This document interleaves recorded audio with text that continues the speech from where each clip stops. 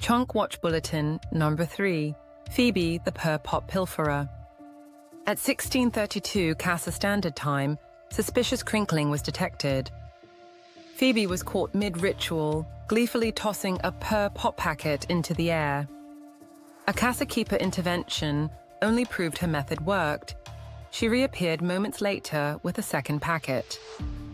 The breach: an unsecured container on the Casa Keeper's desk. The Casa Council has classified Purr Pops as high-risk storage. Chonk Watch 2025. Stay tuned for more bulletins.